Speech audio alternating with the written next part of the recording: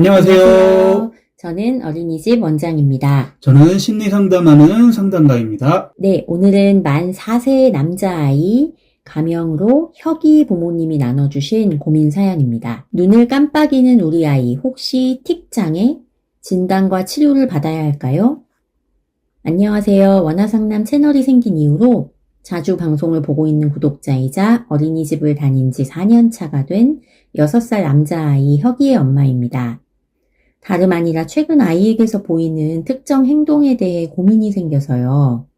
혁이는 평소 호기심이 아주 많아 궁금한 것은 참지 않고 시도하고 적극적이고 활동적인 아이지만 동시에 생각이 많고 어떤 부분에는 예민하기도 해서 예측되지 않는 상황이나 변화에 대해서는 민감하고 까칠하게 반응하기도 하는 다양한 면을 가진 까다로운 아이라고 생각하고 있습니다. 그래서인지 혁이는 평소 대화를 하거나 놀 때는 주변의 소리나 변화도 잘 못 알아챌 만큼 무던해 보이고 또 자기 놀이에 집중하면 그 놀이만 조용히 이어가는 편인데 그렇지 않을 때에는 주변 환경의 변화에 아주 민감해지고 자기 몸과 옷가지 등에 자꾸만 불편함을 토로하곤 합니다. 예를 들어 놀이터에서도 가까이 노는 친구들이 너무 시끄럽다. 방 정리가 잘못되어 있다 하는 식으로 놀이할 때는 신경도 안 쓰던 것들을 갑자기 신경 쓰기도 하고요.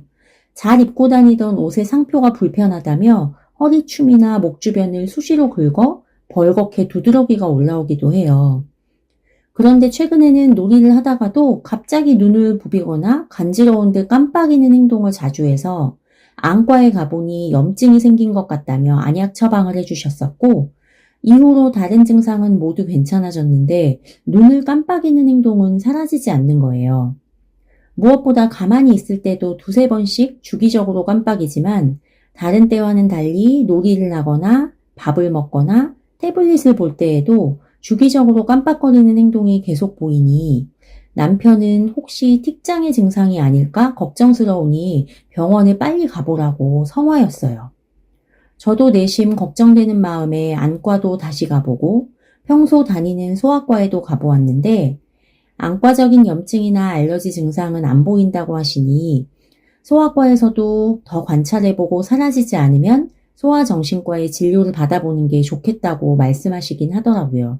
아이의 이런 행동이 평소에 신경이 쓰일 때 보이던 행동과 조금 비슷하기도 한 것 같아서 저는 그다지 크게 생각하지 않았는데 남편 이야기를 듣고 보니 제가 너무 무심한 건지 소아정신과 진료를 받는 게 꼭 필요할지 원장님과 상담가 선생님께 먼저 여쭤보고 판단하고 싶어서 문의를 드립니다. 틱에 대한 사연이네요. 네. 혹시 원장님은 틱의 원인에 대해서 이게 병원에서 이렇게 뭐라고 설명하는지 들어보신 적 있으세요? 글쎄요. 병원에서 이제 틱의 원인을 뭐라고 하냐면요. 보통 뭐 뇌신경 전달 체계 이상이거나 유전적 요인이거나 세균성 면역 반응 이상이라거나 아니면 학업적 요인이라거나 심리적 요인이라거나 이런 등등등등의 얘기들을 합니다. 이렇게 말을 하면 어떻게 들리세요, 이게? 저는 이게 원인을 잘 모르겠다라고 들려요. 네. 가능한 원인을 다 나열하면 그게 모른다는 거잖아요. 게다가 이게 병원에서는 틱 환자에게 주는 약이 틱 치료제라고 있는 게 아니에요. 그래요? 조울증이나 우울증이나 뭐 ADHD 등에서도 사용하는 향정신성 약이거든요, 그냥. 대부분 이런 약들이 원인을 치료해 주는 게 아니라 그냥 증상을 조절해 주는, 그러니까 덜 예민하게 해주는 식의 작용을 하는 약이거든요. 네. 그래서 행동이 좀 줄어들기는 하지만 직접적인 원인을 치료해 주는 약은 아니라는 거죠. 또 검색을 해보시면 아실 텐데 정말 다양한 치료 방법과 후기 등이 쭉 나옵니다. 종합병원부터 한방 뭐 정신과 병원까지 포함해갖고 가지각색의 뭐 치료 방법, 치료 병원, 치료 후기들이 막 나와요. 네, 그래서 이게 약물 치료도 있고 행동 치료도 있고 뭐 한방 치료도 있고 뭐 어떤 치료 도구를 쓰면 좋다는 것까지 정말 다양하게 나와요. 네. 게다가 이 틱을 어떻게 진단을 하냐면요. 증상의 정도, 횟수 등을 가지고 이렇게 기준을 잡아서 하거든요. 얼마나 어떤 부위에 어떤 행동을 오래 해왔나 하는 등으로요. 네. 그러니까 이게 어머니가 애매한 생각이 드셨을 거예요. 이걸 틱으로 생각하면서 바라보실 때, 우리 애가 그 정도로 심한 건 아닌 것 같은데 하고요. 네. 그러니까 뭔가 염증처럼 염증 수치가 높네요. 아니면 뭔가 이렇게 발현된 증상이 있어가지고 부풀어 오르거나 환부가 열이 나거나 이런 게 아니거든요. 그렇죠. 만약 안과 치료처럼 약 먹고 안약 넣고 하듯이 자, 이 약, 이 치료 받으시면 되세요 하는 얘기가 있었다면 사연을 어머니가 보내시지도 않으셨겠죠. 그렇죠. 예. 자, 그러면 너는 원인이나 치료 방법을 안다는 거냐, 모른다는 거냐 하는 질문 생기시죠? 네. 예. 저야 더 모르죠. 제가 의료인이 아닌걸요. 하지만 이 친구 마음에 대해서는 말해드릴 게 있습니다. 아, 예. 다시 말해서 이 틱 장애라고 부르는 행동을 병이나 신체적 장애로만 보시면 제 얘기가 도움이 안 되실 거예요. 심리와 성향, 즉 이 친구의 마음에 대한 신체적인 반응에 대한 것이라고 보실 수 있다면 제 이야기가 도움이 되실 겁니다. 네. 예. 저는 이 친구가 어떤 성향인지 이야기 사연을 듣다 보니까 좀 알겠는데, 들으시는 분들을 위해서 이 사연 속에 나온 이 친구 성향에 대해서 한번 정리를 해보죠. 네. 호기심이 많고 관심사에 적극적이고 집중도 잘하고, 하지만 생각도 많고 특히 예측되지 않는 상황이나 변화, 그리고 집중하지 않을 때는 예민하고 까칠해진다고 하셨어요. 네네. 네. 그래서 갑자기 신경도 안 쓰이던 옷의 택이 막 불편하다고 하거나, 막 방이 뭔가 정리가 안 돼 있다고 하거나 이런다고요. 네네. 아마 이 친구가 4년을 다녔다고 하니까, 최근에 보신 적이 있을 수도 있고 없을 수도 있을 것 같긴 한데, 낯선 사람이 혹시 원에 오거나 아니면 낯선 환경에 가거나 이럴 때, 사람 눈을 잘 안 마주치려고 한다거나, 낯설어도 하고, 자주 보던 사람인데도 오랜만에 보면 낯설어하고 이런 모습을 보신 적도 있을 수 있을 거예요. 네, 가끔 그런 것 같아요. 네, 그런데 오히려 자신의 호기심이나 관심사에 대해서 막 이야기하거나 이 사람이 그거를 갖고 있거나 이 사람도 그 얘기를 한다거나 이러면 막 그런 상황에서도 신나서 대화를 주도하거나 막 그 사람이랑 얘기하고 싶어하고 이런 모습도 보셨을 수도 있거든요. 어떠세요? 맞습니다. 그런 네. 보신 적 있으세요? 네네. 네. 자, 그러면 저는 이런 성향을 고려해서 제가 만약 이 친구와 상담을 하거나 지도하시는 분에게 코칭을 해드린다면 이렇게 하라고 말씀을 드릴 것 같아요. 네. 자, 혁이라고 했죠? 네. 혁이야, 눈에 염증이란 게 생겼었다면서 어땠니? 많이 아팠어? 혹시 가려웠어? 어떤 게 불편했어? 이렇게 물어보고요. 그래, 야, 그럼 혹시 안약도 넣고 약도 먹었니? 약을 넣을 때 기분이 어땠니? 야, 선생님도 안약 넣을 때는 좀 무섭고 불편하던데 너 대단하다. 얼마 동안 먹고 넣었어, 안약을? 뭐 얘기하겠죠? 네, 그쵸. 야, 대단하다. 혁이의 면역과 회복력이 좋구나.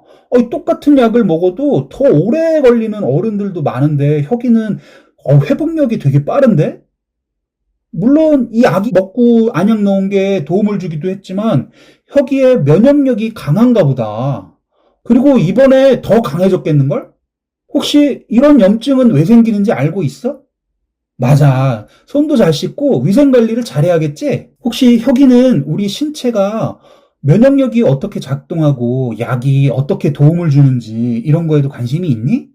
라고 물어보면서 미리 준비해놓은 어린이들이 볼 수 있는 약이나 몸의 신체 면역력과 관계된 책 같은 거 있거든요. Y 책 중에도 그런 책이 있어요. 네. 그런 걸 꺼내서 이렇게 보여주면서 미리 준비해서 함께 보면서 이렇게 너 눈에서도 이런 일이 벌어졌겠다 이런 것도 말해보는 거죠. 그리고 네. 이 친구가 관심을 보이면 그 책을 보고 다음에 다시 또 얘기해 줘봐. 어떤 걸 더 알게 됐는지 라는 얘기를 할 것 같아요. 네.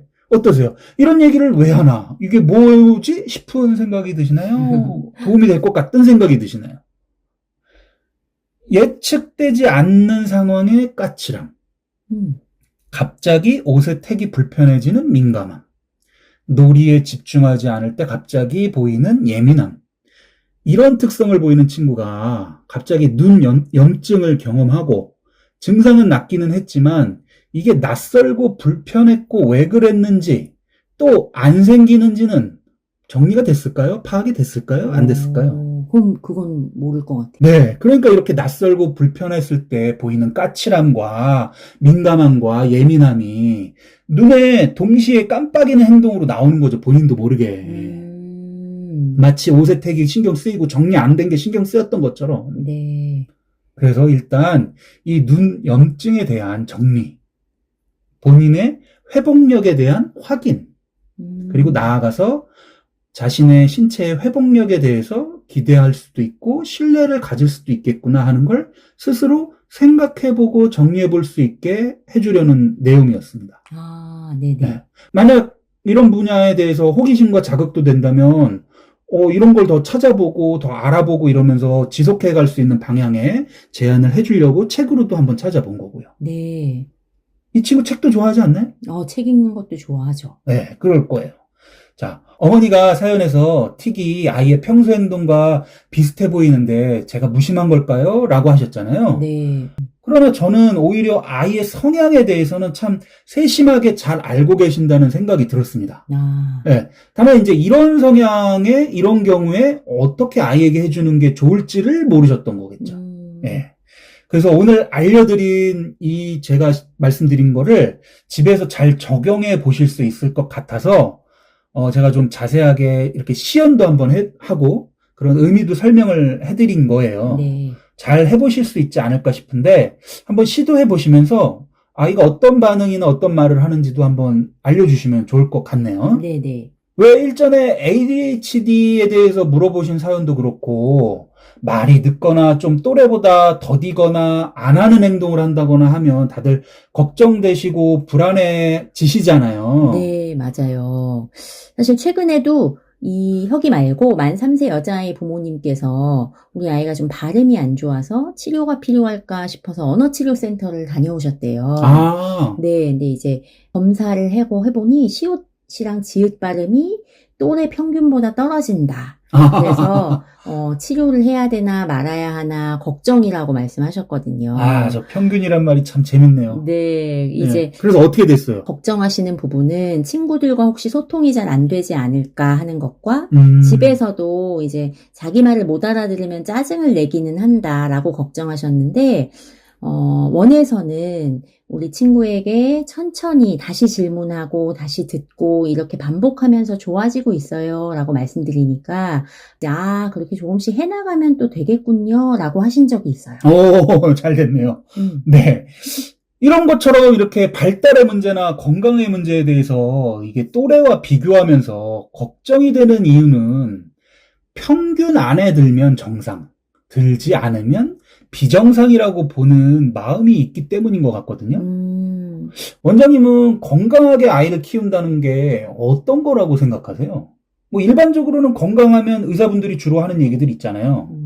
영양가 있는 음식 골고루 잘 먹이고 운동 많이 하게 해주세요. 뭐 이런 게 떠오르잖아요. 네, 맞아요. 근데 전 건강하다라는 걸 좀 다른 개념으로 생각하는데요.